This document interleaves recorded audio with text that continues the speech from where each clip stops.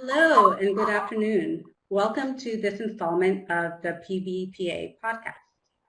I'm Surisha Ganta, an attorney with the partnership. Thanks for joining us today as we talk about collaboration options for your nonprofit in these tough times. Today, we'll be focusing on mergers and asset sales. We're excited to have with us as our speakers today, Brian Galson, partner with Nelson Mullins, who has worked with numerous PBPA clients in the past, and Eric Speakman with Speakman Management Consulting, who has also worked with numerous PBPA clients in the past. So we're thrilled to have two such experts with us to speak today. But before they start, I want to tell you a little bit about PBPA and our mission. We provide free legal services to community-based nonprofits that serve low-income or disadvantaged individuals by connecting them with volunteer attorneys in the Atlanta area. If you are interested in applying to be a client or to find out more about our eligibility requirements, you can find out more on our website. Also, on our website, we have lots of resources like articles, podcasts, and today's webcast will also be posted on our website in a few days. Brief disclaimer before we start on today's content. Please keep in mind that the information is copyrighted and it is all just general information. If you have specific questions for your nonprofit, please reach out to your attorney. And now let's have Eric and Brian speak to us about today's topic. Eric, thanks, Risha. Eric, I think you're on mute. Sorry about that. Is that better? Is that working better now? Yeah. Yeah. Good afternoon, everyone. Before I get started, first I want to do a plug for Pro Bono Partnership of Atlanta. If you're not a client of them, I'm strongly suggesting at 2 o'clock today, you go on their website and you go online and become a client of mine. They have been incredibly helpful for so many of my clients in many different ways, not just in mergers. So a plug for Pro Bono Partnership of Atlanta. Today, what are we going to talk about? We're going to look at sort of the circumstances and the situations that have led to us needing to look at more formalized strategic partnerships, specifically mergers. We're going to go through a process that we've worked with effectively over the last 20-some years. We're going to look at all the legal aspects associated with it, and we're going to talk about sort of lessons learned, challenges, best practices, etc., to hopefully give you some tools to begin to seriously consider this, explore it, and begin a successful merger. Formal definition of a merger is a combination of two things into one. And another thing before we get started, I just want to acknowledge that this is challenging times. That this is, me getting prepared for this was almost virtually, it felt surreal to me because on this slide, the changing nonprofit environment showing the challenges, I drafted this the first time I did this strategic partnerships mergers presentation for the Georgia Center for Nonprofits in 2001, I think, almost 20 years ago. And at that point in time, the major challenges were occurring that we had a lot of increasing need from a lot of different things, including the government stepping back, clients with much more complex needs. We had more need, also more nonprofits out there competing for fundraising, board, staff, etc., just making it very difficult. You were having to do more with less, essentially, for the last 20 years. But who knew that when I put this together 20 years ago that those challenges would fail in the comparison of what's going on right now. And for the last 20 years, we have all looked at other various areas of related to less formalized strategic partnerships, non-mergers, sharing of staff, collaboration, joint ventures. And I think things now have changed, and that it's you as a community leader is an obligation for you all to look seriously at a merger or consolidation with other organizations during this time of real challenge. So Why would you want to merge? Some of the benefits, here's the ones, again, this was drafted originally uh, 20 years ago. Some similar reasons to merge are the same. Basically, they come down to two areas out of all these bullet points. One is you're either looking at, through a combination of together, some economies of scale. So you're producing some efficiency and or economies of scale. The other is that you together are able to offer a broader or more effective continuum of care. Essentially, you're producing better outcomes for those that are served, hopefully with some efficiency and scale associated with it. Some of the other things that we've also found benefit from a merger is it gives more opportunities for staff upward mobility, more opportunities for advancement within the staff. We've also found, despite the belief, the misperception of most nonprofits that if you enter into a merger, if you're receiving funding both from a foundation, let's say one was giving you $25,000 and it was giving your partner $25,000, that they would use that as an excuse to not give you $50,000 together. And actually, our experience has been that you continue to receive the funding that you do from your current funders, but as an organization with making bigger, better impact, you are actually more attractive. We always find new funders, new funding sources, new people wanting to be interested in it. Also, as a larger organization, it gives you a better scale, a better opportunity for marketing awareness. And during these times, I'm seeing over and over again the importance of advocacy. And a larger organization together gives you an opportunity for greater political voice, influence, and advocacy, which I think will be increasing in its importance over the years. So you understand the challenges and the reasons why you want to. Let's begin looking at how we do this successfully, how we would do a merger. I think of a merger as, for lack of a better word, collaboration 3.0 or something along those lines. That you're taking, that in doing a merger, that you have to have the basics of a solid, good collaboration. You're just sort of taking it up to the next level. And so, and also, the reason I want to talk about this slide is if you decide not to do a merger, I feel very confident that you're going to have to be more involved in partnerships with other organizations. In my dialogue and conversations with foundations, funders, Cox Curry over this whole COVID experience, what I'm hearing is that funders want to see you as an organization really pare down to your essence, what you do best, your competitive advantage, whatever terminology you want to use. That you look at new creative ways of delivering things online, cutting out red tape, and also talking a lot about innovative partnerships, collaboration. So if you do not do a merger, some of these principles, actually all these principles, will help you in what you're going to have to do, which is more innovative, creative partnerships moving forward. The first, again, I sort of think of the analogy I create with this is we're building something.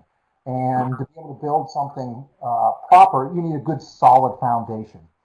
And what we found, the things that need to be in a solid foundation, is that you have clarity among all your stakeholders on your shared purpose, that you have participants, you have leadership on all organizations involved that are ready to go. They're ready to be involved. They are ready to contribute. They are ready to act. That you have the right decision makers at the table. That you don't have somebody there that can discuss it, but then says, well, I have to go back to my CEO. So all these initial conversations in this, I think, have to be with leadership that can make decisions at the table. Agree upon ground rules and processes on how to operate, how to make decisions, how to deal with conflict if it arises. And also create a champion. Either if it is a merger, you need to have a champion among your board leadership, somebody on your board that's going to champion this merger process and the integration of a merger. In a collaboration, we're looking for community champions, somebody that can speak for, represent, and how to support what you're trying to accomplish. So we have the foundation in place. The next part is relationships, and I find that this is the most overlooked aspect of these conversations, these discussions, these negotiations.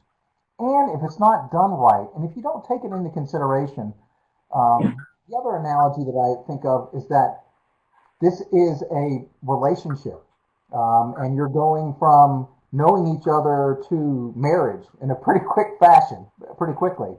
And to have a successful marriage, that you need to have a good, solid relationship with everybody involved. And if you don't take that time up front, I found that it'll eat away at the time that you are in a process of negotiation as well as implementation. So with relationships, some of the key things is that devote time during these merger discussions and implementation and throughout the whole process to getting to really know each other, not just on a work basis. That you have to have honest disclosure. You have to have somebody that sits around the table that's willing to admit, that things are challenging and things aren't perfect. And I also found be able to create a good, solid relationship and showing that it's is start on some low-hanging fruit. Find something that you all can do collectively together, an event, promoting something, some advocacy, something that you all can do while you're going through the merger process that reinforces that you're a good partnership, that you're a good team together, kind of stuff. So does that have time for relationships? Results, having worthwhile results, something positive. Now, I understand now that we're looking at things a little bit differently. The focus that we need to look at merger as an opportunity is something for survival, that you have to look at this. But I also think that in addition to trying to address failure, or not being able to survive together, that there is also something better, something greater, that you together, even during these challenges, will be able to come up with an outcome that is greater, synergistic, better than you can accomplish separately. Some of the other results is we want to make sure that there's external demand and support for it, and I'll talk about how you make that happen, and that you communicate accountability and moving forward, and you have very clear outcomes, and you and communicate those outcomes. The last one I want to talk about is the constituency for collaboration, which is that we're engaging the stakeholders properly through this, and we have a communication plan so we don't keep people hidden during the process, and we look to show all key stakeholders how they benefit from this merger, from this partnership, from working together. So we've laid the base for solid architecture of a good collaboration, also a merger. So what are the processes for merging, a more formal merger process? We have 4 phases, and each one of these phases are 3 different processes for each. One is feasibility assessment study. The next is negotiating a merger. Third phase is plan for restructuring and all the legal steps. And fourth is implementation and integration, putting the 2 together, 2 or 3 together. This is very similar to the processes and steps that the Community Foundation's Strategic Restructuring Fund offers funding, technical support, and assistance. And so I highly recommend that if you do feel like you want to merge 2 organizations, that you reach out to the Community Foundation, and that they have funding for all of these different phases, various levels of funding and technical assistance. So the feasibility, the feasibility stage is really getting to know each other a little bit better, get grounded on knowing both the strengths and weaknesses of each other, first starting internally, finding the right partner, looking to see what we want to accomplish, get agreement on key outcomes, the purpose, the key strategic issues, what we want to do together is a byproduct of this stage. But the very first thing that I think you need to do getting started is really sit down, you, board, staff, leadership, sitting down together and getting a collective agreement, doing what I call an internal assessment, first knowing what you do best, your competitive advantages. During this time period, we don't have time to sometimes to say is the timing right, that we just have to act, I feel, in many situations. Are you internally prepared for a merger? What is the purpose? What are you trying to get? What are the outcomes that you want to get in addition to survivability of your mission, of your outcomes? With that in mind, begin to think about who are the best partners for you to meet with, and then look at a few other things for feasibility that we'll discuss.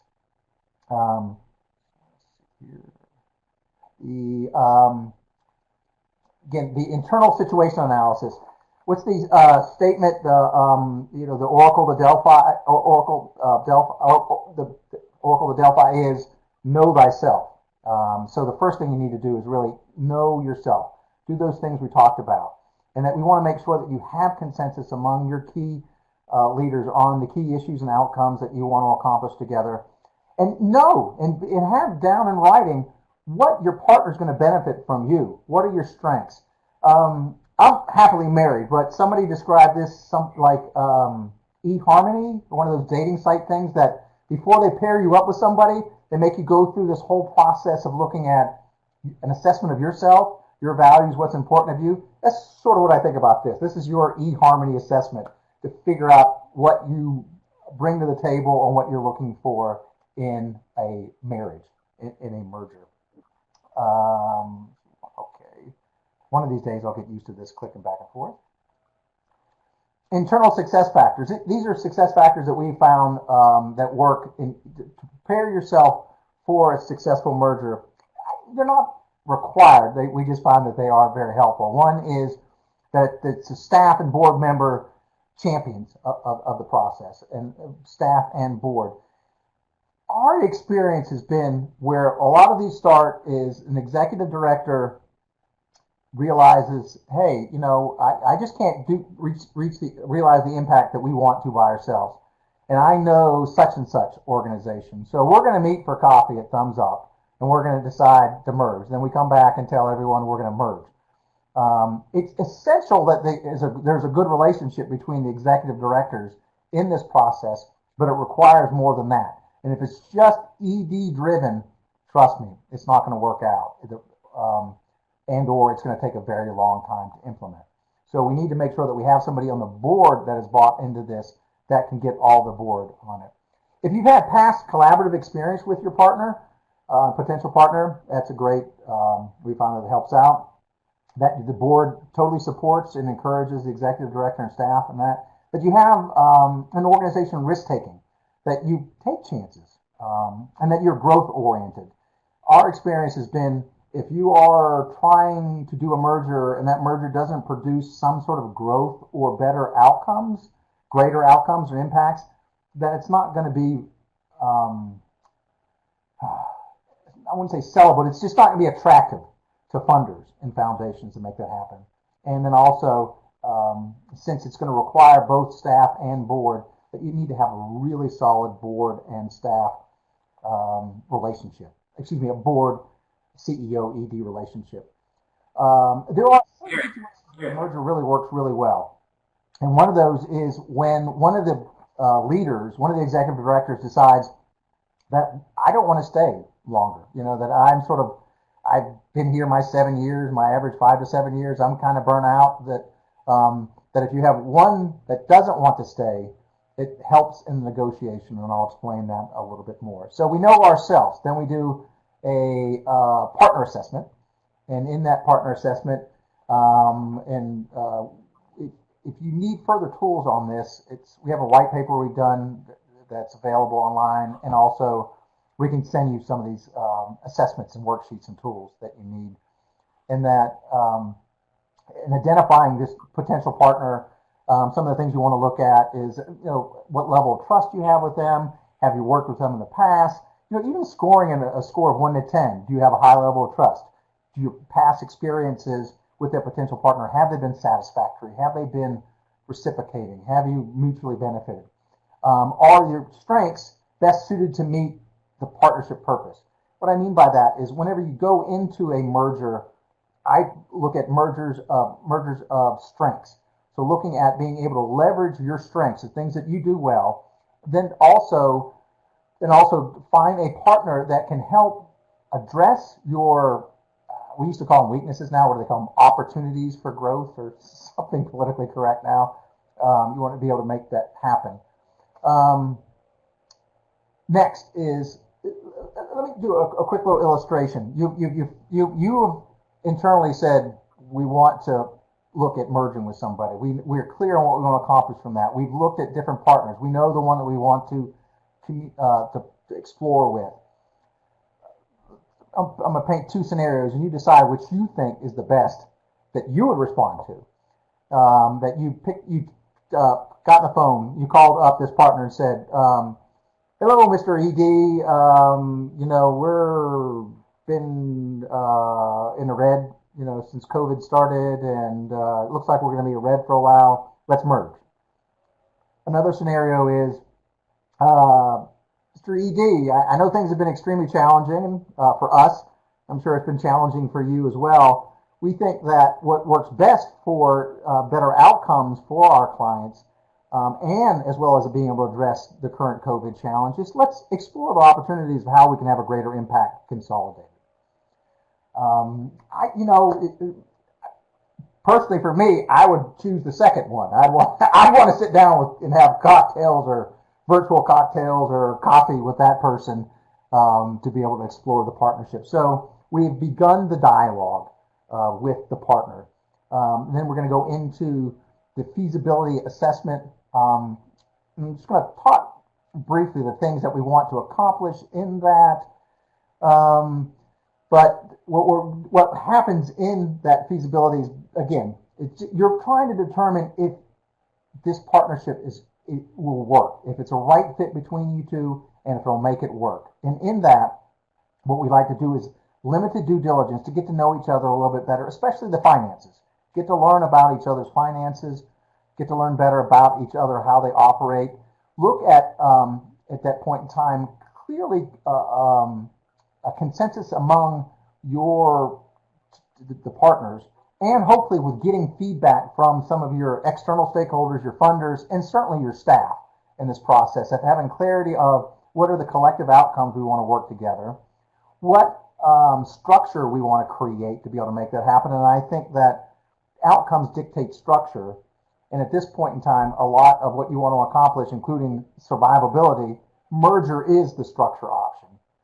But not saying at this point in time, we're getting married next week, that you're just committed to exploring a merger. That we agree upon strategic issues that must be negotiated and addressed during the next phase of the process. Then we make a commitment to communicate and draft a very short, condensed communications plan to stakeholders. And then we want to have a non-disclosure agreement, which brings us to the fact that I've been talking for a whole lot of time, and we need to have somebody smarter than me Brian, to talk about some of the merger legal steps. Brian. Thanks, Eric.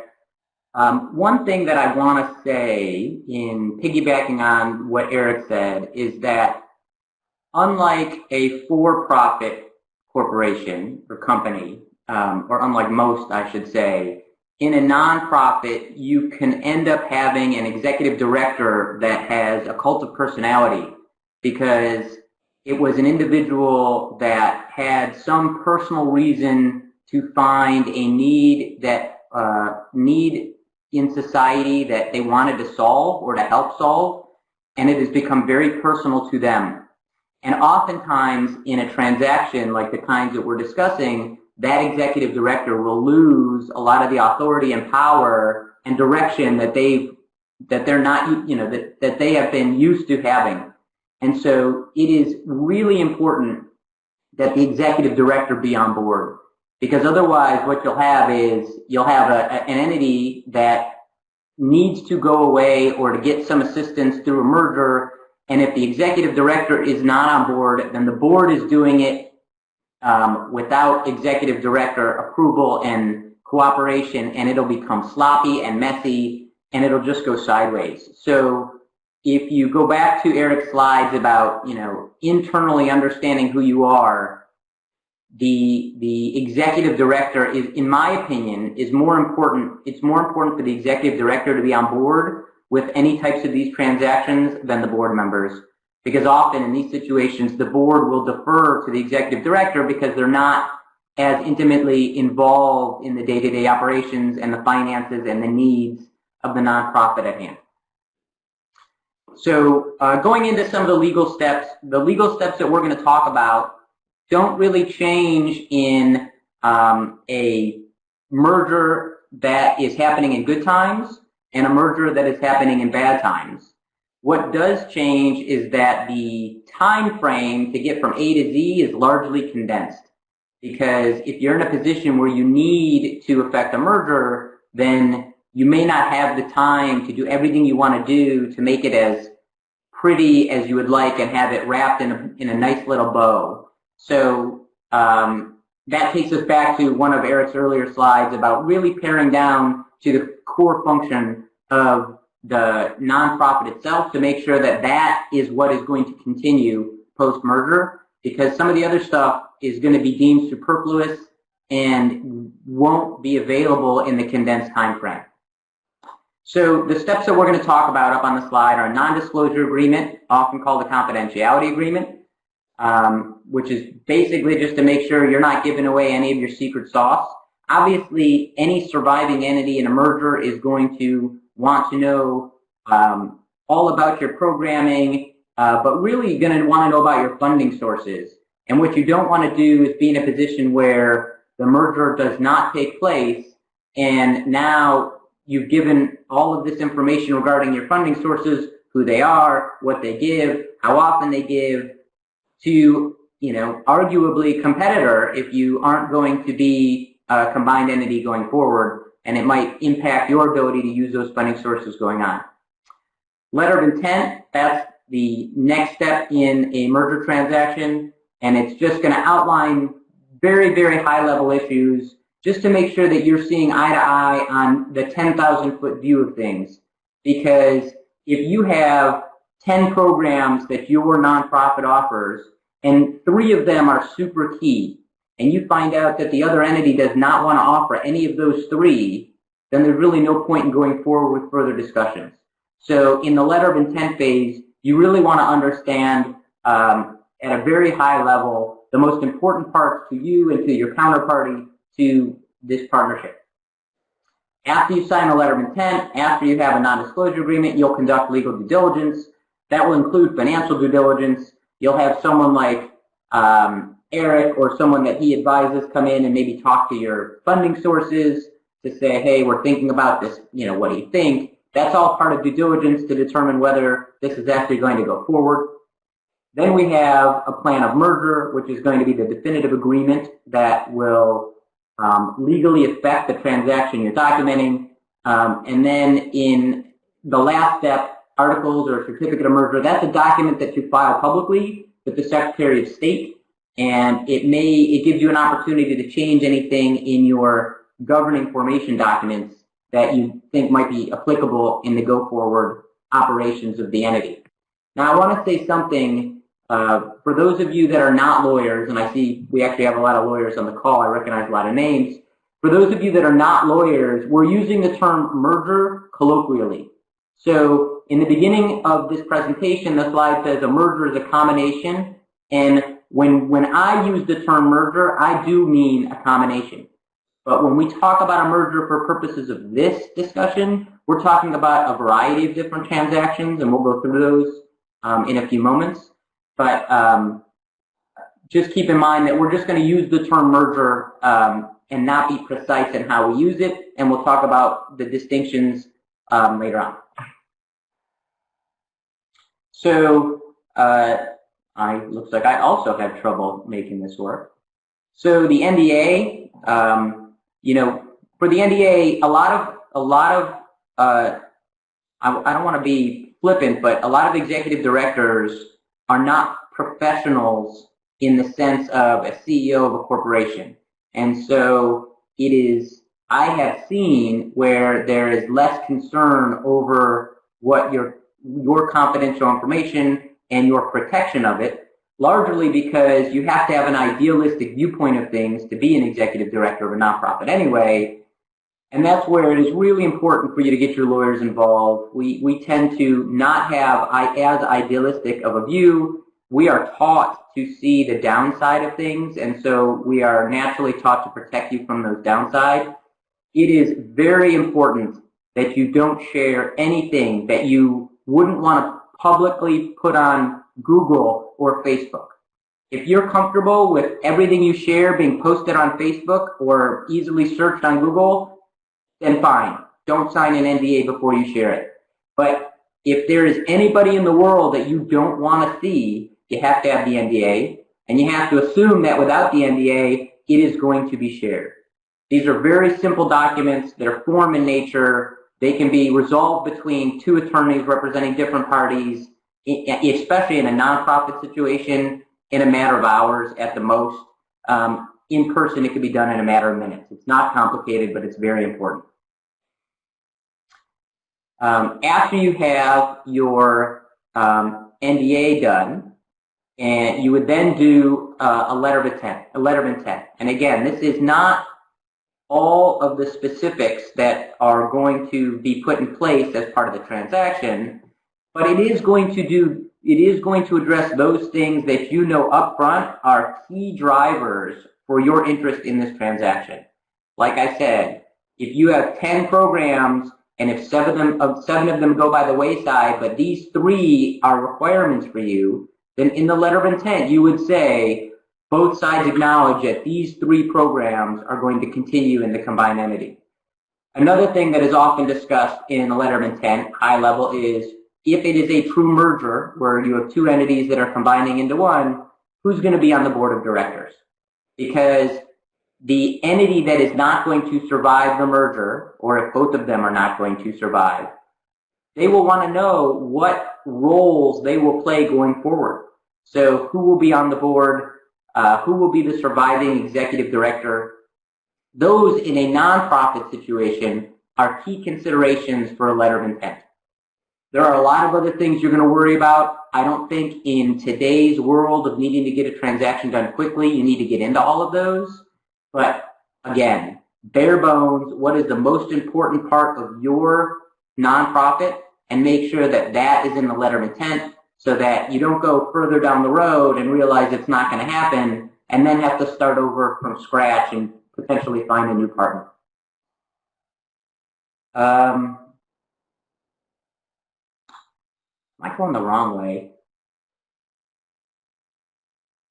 Oh, okay.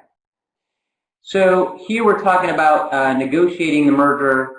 I think this is really more for you, Eric. This isn't normally dealt with by the lawyer, so let me defer to you and we'll hop back to me in a second. You are on mute again. Now we're back, right?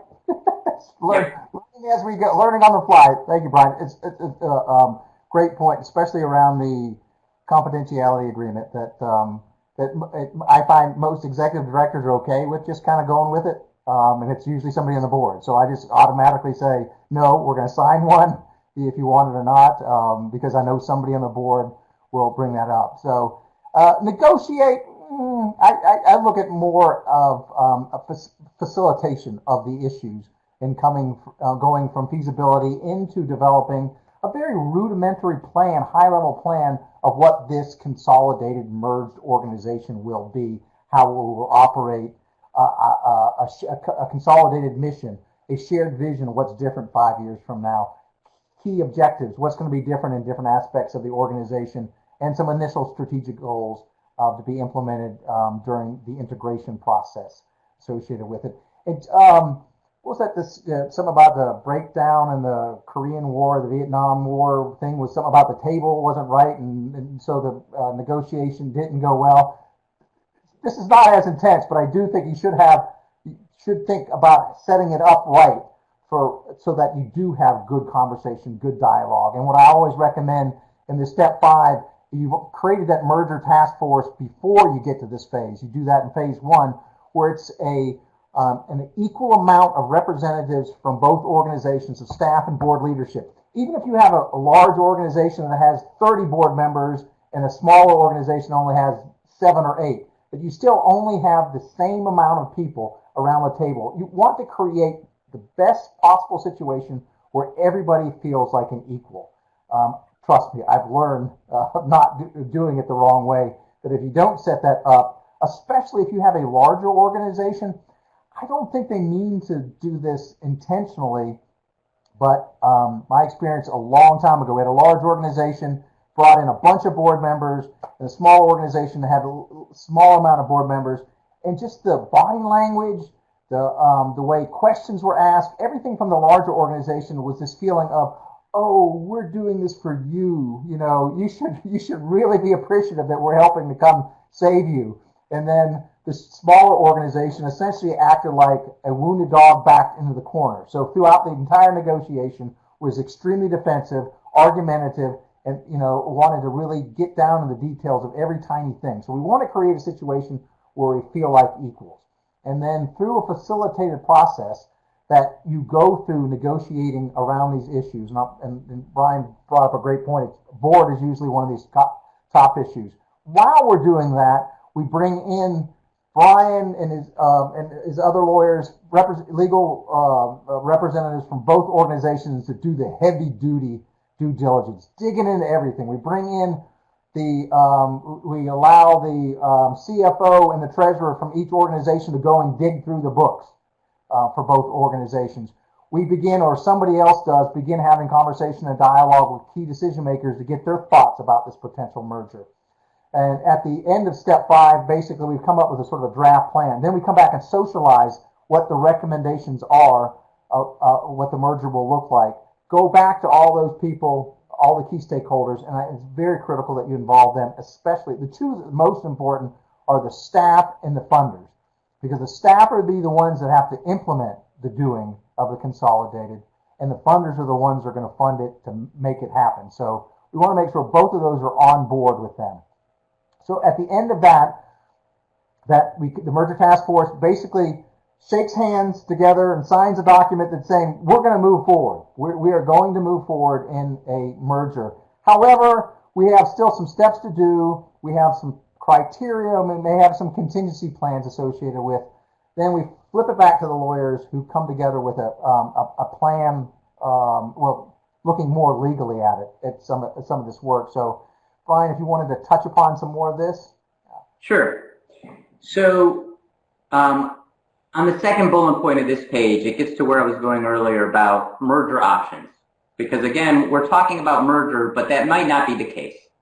So in my experience with pro bono partnership alone, just mine, I have dealt with a merger where one entity combines with another and it goes away. I've dealt with asset sales, even though they were referred to as mergers, where there's an entity that sells its assets to another entity, and we'll show slides on this later. I have seen a situation where it was referred to me as a merger and an asset sale, and in fact, it was nothing. So there was one entity that was in financial distress. There was another entity that did very similar programming and served the same community that was the focus of the distressed nonprofit. And the nonprofit that was successfully financed said, we are happy to continue the programs that you guys are doing. We're not going to need any of your assets to do that. You don't have any contracts that we need. We don't need your funding sources. All we ask is that you dissolve so you are no longer competitive with us in getting our financing sources, and we promise that we will continue doing those programs. Well, in that situation, there actually isn't a contract between the entity that's dissolving and the entity that's surviving. If there is no contract between those two, then it is not a transaction in the legal sense of the word. Not a merger, not an asset sale, nothing. So there are a variety of options that you can do. So once you've figured out, and for purposes of the letter intent, one of the basics will be what kind of structure are we going to implement? So that is a high level because they have different legal ramifications. The letter of intent itself generally is non-binding because you will get into a lot more detailed due diligence after the letter of intent. So you may need to change some of the things in the letter of intent after you've learned more about the company that you're doing due diligence on. So it's generally non-binding. It's just a good faith understanding of it's like a handshake, and you're looking at your counterpart and you're saying, I give you my word that absent some fundamental change, this is what I intend on doing. And for a period of time, I won't talk to somebody else because you're going to be putting forth time and effort to deal with me. I'm going to be putting forth time and effort to deal with you. Let's agree that we won't be dealing with anybody else about a potential transaction until we've resolved that we either are or are not going to continue with what we've talked about. And as Eric had mentioned, after we have an LOI, letter of intent, your legal counsel will do due diligence. From our perspective, we want to see every contract you have. We want to see your leases. We want to see if you engage service providers. We want to see if you have employment agreements. We want to know what benefits you offer your employees. We want to know if you have pledges. We want to know what those pledges are. And what we're trying to figure out generally is, is there going to be a problem with the surviving or acquiring entity by taking on the activities of the entity that's going to be merged or dissolved or left behind? B, is there anything we can be doing now to structure it so that it works more smooth? And C, basically just to understand everything that's going on both sides so that everybody comes in with their eyes open. It is amazing how many times you ask a question to somebody, do you have any of these types of contracts? And the answer is we don't. And then if you ask the executive director, maybe they say, no, we don't. And then you ask the CFO and they said, oh, yeah, I'll get those to you in a second. Because, everybody is focused on what they are meant to do for their entity. And if you just let one individual speak with one individual of the other entity, there's so many things that aren't being communicated. So it is the lawyer's job, in consultation with all of the knowledgeable people from both sides, to ensure that the lawyers have a full understanding of where things are and can share that with their clients, and it'll help shape the understanding of the transaction going forward. So last point on this, each side definitely needs their legal counsel. I understand we're dealing with nonprofits. In that situation, you don't have to deal with a lot of the concerns you deal with on for-profit mergers, which is normally how do we protect ourselves and what can I get from you if I end up taking on responsibility. That's not something we're dealing with here, but there needs to be a position of trust between each side and their counsel so that they know that they're getting the best representation, and that the lawyers can share the communication to the extent needed, because sometimes we know what the other side needs, and the clients don't actually know. So common issues we find, governance ensues. Who gets to take what actions? What does the board have control over? Are there financial controls in place? How do we know that the entity is operating on the up and up, even if everyone believes that it is? Financial issues are pretty self-explanatory. Program issues, more so something that Eric would probably come into contact with in his work. Human resources is a legal issue when it comes to offering benefit plans and severance packages and employment agreements. These are things that can be governed by statute, and they cannot be waived or forfeited without a lot of time and attention. So it's best to have your lawyers come in and see what's there so that they can help control those things. Yeah, well, I want to touch upon a couple of real quick, but the first thing I want to do is that's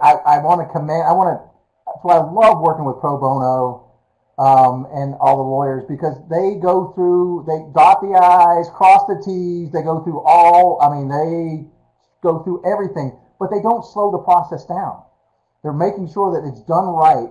While when we're working with the clients, we're working on these issues more related to emotional and strategy as opposed to legal. And while the lawyers are taking care of all the legal work, and I've never find it slowing the process down. It's just a wonderful, great combination. And we've done so many of these, we have the same issues that we repeat over and over again. The big issue is, well, who's going to be on the board? And and if we have 7 people on one board and we got 9 on the other, who's going to be on the new board? we've got great little tricks on it, and to be able to work with the board to help them address this. One of the easiest ones to do, if you got 7 and 9, say that we're going to have a board of 16 and you have to bring 8 together, or 14, and you only allowed 7 each. Our experience has been that merging together, that some board members will use this as a reason to say, okay, I've been around long enough, it's time for me to step back.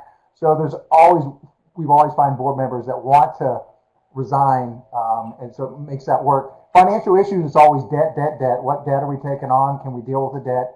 Program issues always enter every focus group we've done.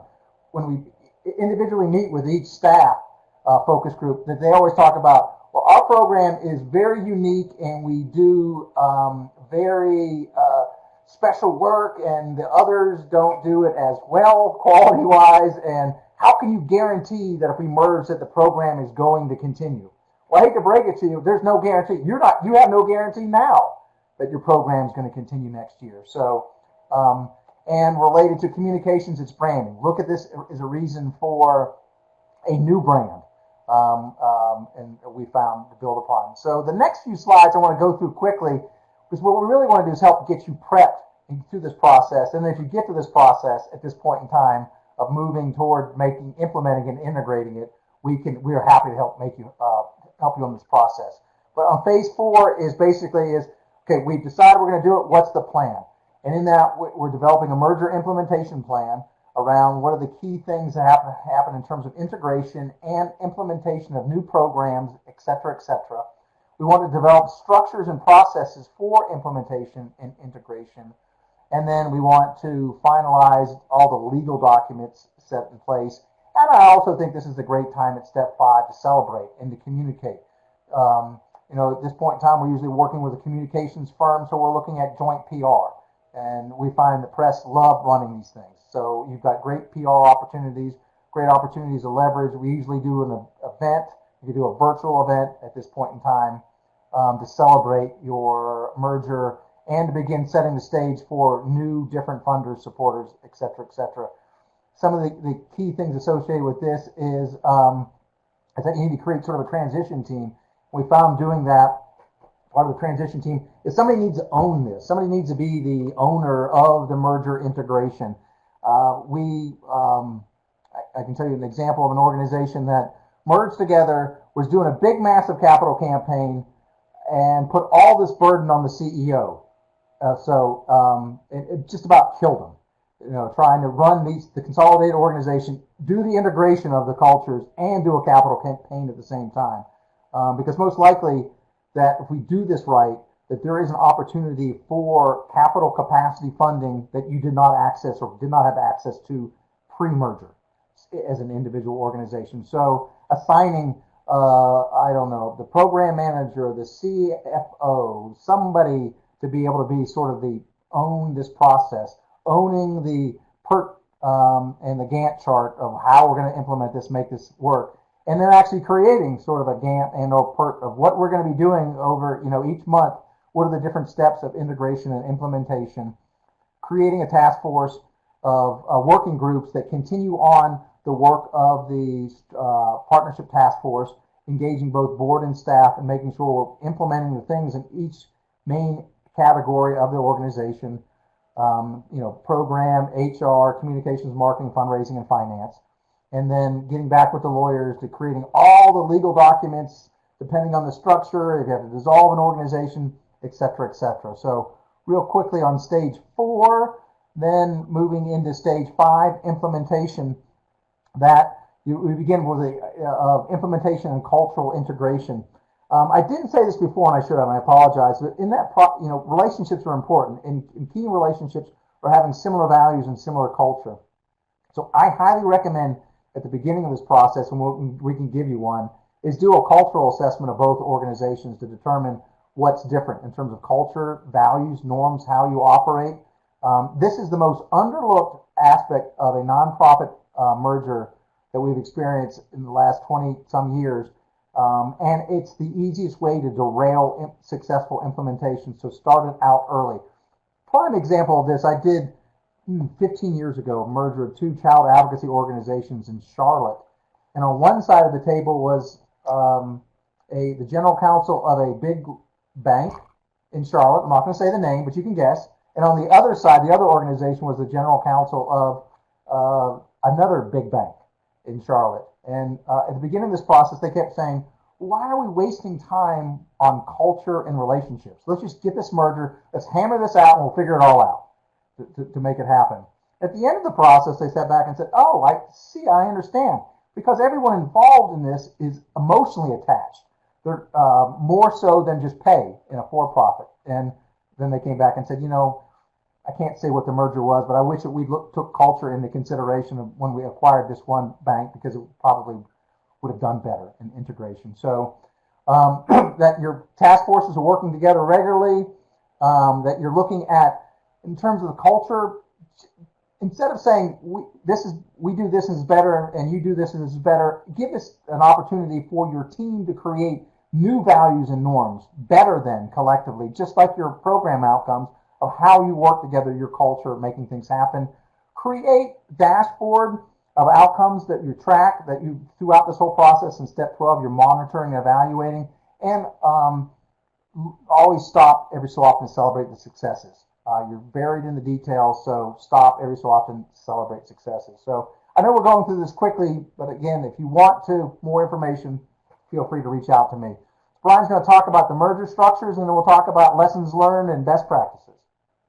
Okay, thanks, Eric. So I will go through these quickly simply because we're running out of time and we already spoke about them a little bit. The first one is an asset transfer. And in an asset transfer, you are not combining the entities. You have to keep in mind that a nonprofit is an entity, and as an entity, it has assets. And so if you are just giving assets from one entity to the other, you're not merging. You're just doing an asset transfer. And then in an asset transfer, you decide which assets and which liabilities are going to stay and which assets and which liabilities are going to go.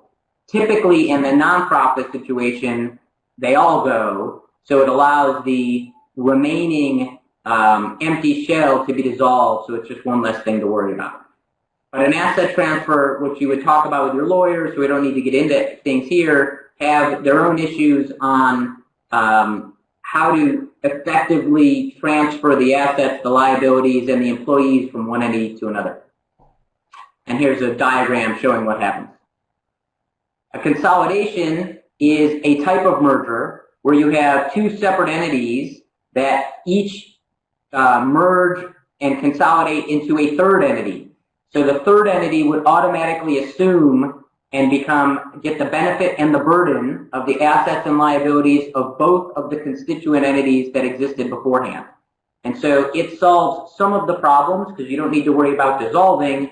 And then it is more of a, let's start from scratch and we can figure out how to work together going forward. So it really requires a unique personality trait from both executive directors and both boards to say, we understand that everything we've built is now gone, but it's okay because we can, the sum of the two parts, the whole is greater than the sum of the two parts. And here's an example of that. And then we have a parent subsidiary, which I've actually never encountered this in my transactions for nonprofits. But basically, it is equivalent of a stock purchase in a for-profit scenario, assuming they were stock, where the entity that is going to be the subsidiary typically creates, if it doesn't have a membership, it creates a membership, and the acquiring entity becomes the sole member of the others and gets to appoint the board of directors.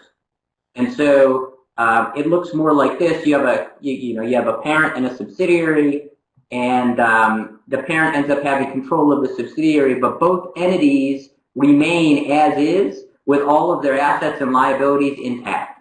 And again, you can talk with your lawyers to figure out what works best for you, which we'll have a better understanding once we understand everybody's goals, issues, and due diligence that we've conducted. And then finally, merger, which is what we've been saying this whole time. Entity A, entity B. Entity A goes into entity B survives, entity A goes away. B ends up getting all of the assets and liabilities of A just by virtue of law. And the former board of A you don't need to worry about dissolving A because the merger by itself takes care of that, and A no longer exists.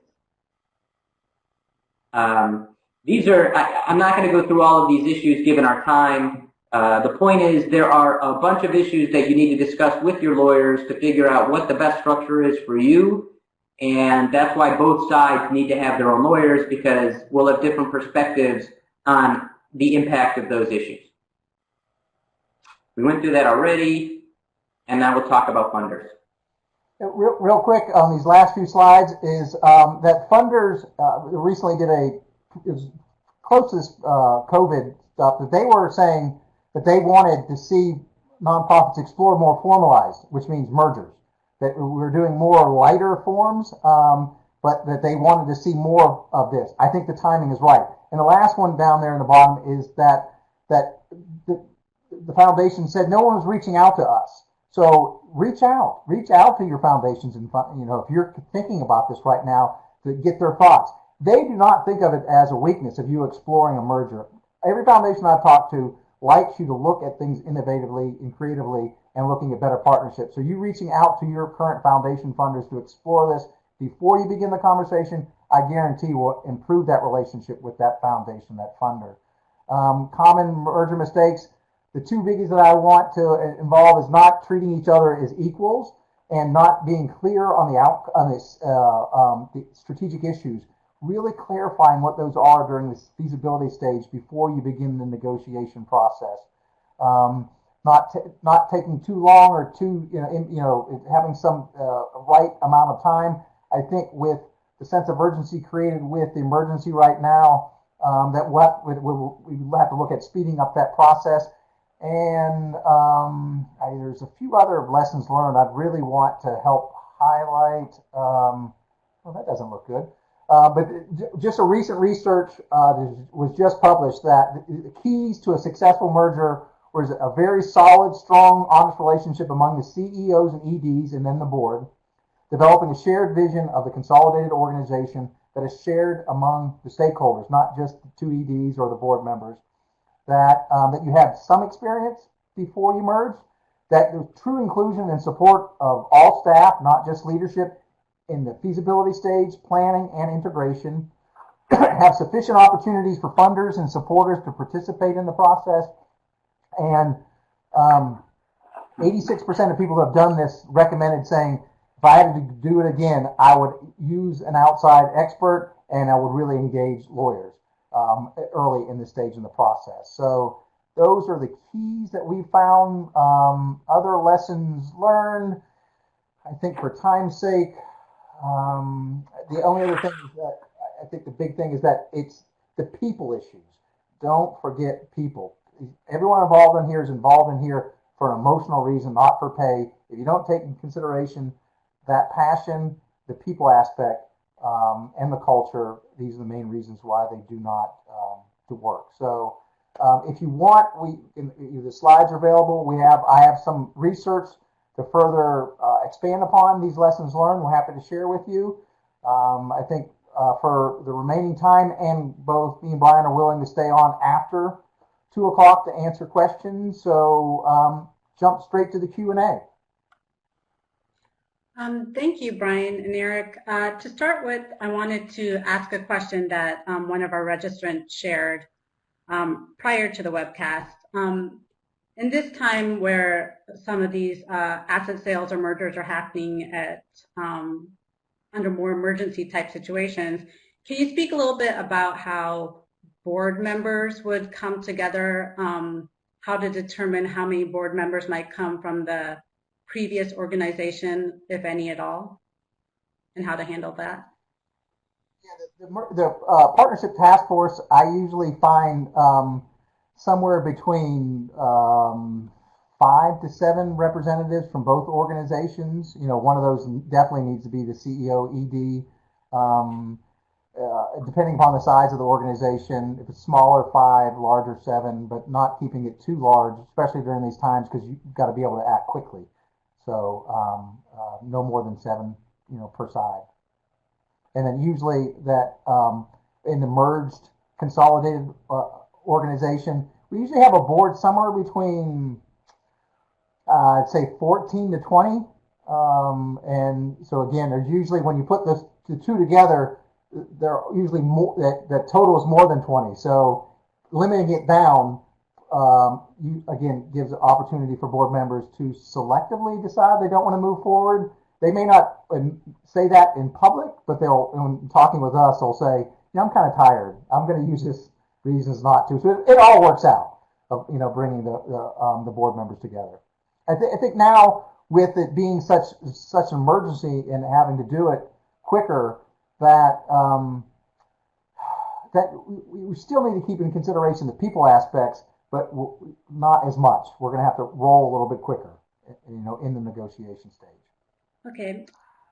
I obviously haven't done a nonprofit merger in this situation in COVID, but I would assume, based on my experience, that if there was one entity that was in dire straits and we were moving at warp speed to save that entity, then there's a chance that none of the board members of that entity would be involved post-closing. But if it were, it would probably be limited to about 20%. Good point. And a lot of the conversations we're having with foundations right now, that we anticipate that's probably going to be a large percentage of the mergers going to be coming this year, is a smaller organization that cannot survive to be their program being consolidated in an organization that has an infrastructure that can sustain and hopefully grow that program. Okay, and I believe that's all the questions that we have right now. Brian and Eric, thank you so much for sharing this information. It's been so helpful. We truly appreciate you sharing your expertise with us. And to our audience, we hope you found this information to be helpful. And as always, please reach out to your attorney for specific answers to your nonprofit's questions. Thanks for joining us. And sign up as a client of Pro Partnership if you haven't already. Thank you. Thank you all. Y'all have a great day.